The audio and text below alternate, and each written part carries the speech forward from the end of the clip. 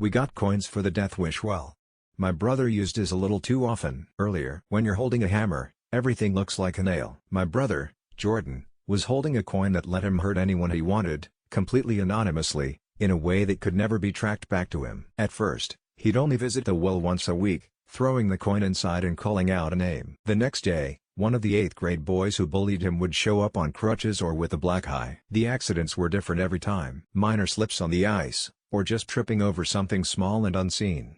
Jordan didn't really have a say over exactly how they got hurt. He just gave the well the coin and a name. Several of the boys claimed that they'd been pushed by some invisible force, something that smelled of animal musk and rotted flesh. Of course, those claims only blended into the 100 other ghost stories we told each other. Of course, I knew the truth. As the weeks went by, I witnessed the thing a dozen times or more. Not because it was after me, though I sometimes feared Jordan would get mad and pick me as his next target, but because I was often there when it returned the coin. The thing from the well preferred to come at night, shortly after its mission was completed. It had grown less dramatic now. Rather than blowing our windows open, it seemed capable of seeping inside slowly through a small crack, carefully placing the coin under Jordan's pillow or by the foot of his bed. Though it seemed to have a body, it was perfectly malleable, able to squeeze its large bulk into a paper-thin sheet. Sometimes, depending on when Jordan used his wish, the thing would come out in the day. Once, I was out in the empty school hallway on my way to take a piss when I felt a cold draft blowing through the halls. The thing tried to keep its footsteps quiet, but I heard them anyway, a steady tapping growing closer as I stood frozen. I heard its breath, a quiet but labored sound, like someone desperate for oxygen but incapable of getting enough. I had heard stories of old wells spreading death to everyone who drank them thanks to an animal falling into the water, its rot spreading before people realized, too late, that the poison was there. I had come to imagine the thing as many animals, all drowned in the darkness, their rotted ghosts sewn together. For a moment, the thing drew close, stopping to sniff me, and my hand went instinctively to the coin in my pocket. I had never used it, of course. I'd been too scared to even visit the well, but I couldn't deny the way it called to me. I knew one day, I wouldn't be able to resist. The thing snorted softly, its breath all stench. Then it strode invisibly past me and over to Jordan's locker. Then I heard the telltale clink of something small and metal dropping inside. During the next break, I waited for Jordan to open his locker. When he did, he found the coin there, still dripping wet, and he shoved it quickly into the pocket of his coat. Over time, Jordan's visits to the well became more frequent. Sometimes,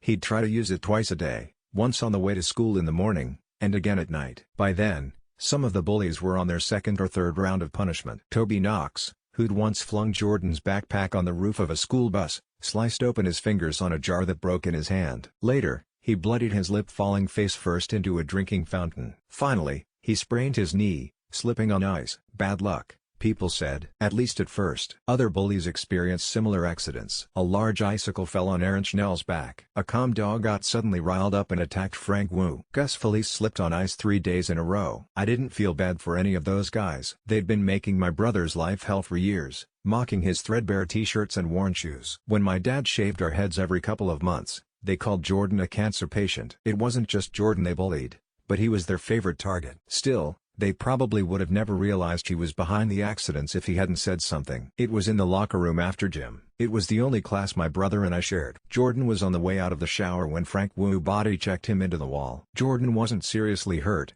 but he was definitely pissed. One for a trick. Jordan muttered under his breath. "What the fuck did you just say, Jordy?"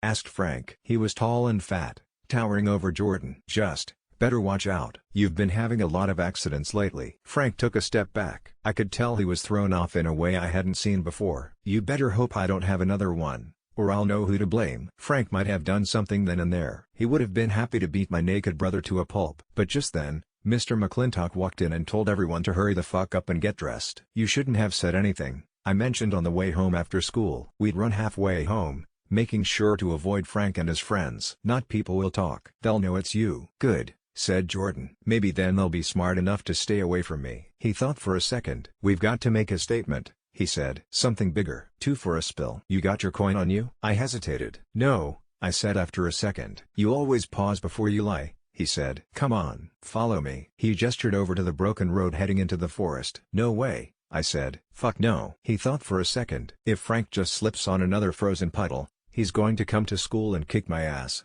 he said. "We need to do some real damage. Teach him to stop fucking with me, permanently." "How bad would he get hurt?" I asked. "If we both throw our coins?"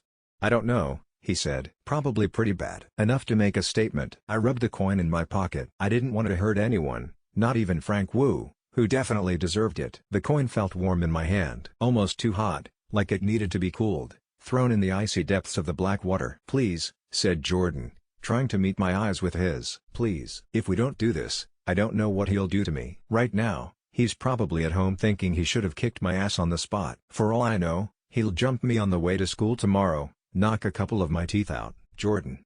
I didn't know exactly what to say. "Do you remember that time you left the TV on overnight, and Dad came into our room screaming? Do you remember?" "You told him it was you," I said quietly. Of course I remembered. My dad had hit Jordan 3 times hard in the back as he sat balled under his covers. "Please," said Jordan again. "I need this." "Okay," I said, holding the burning coin in my hand. "Let's go."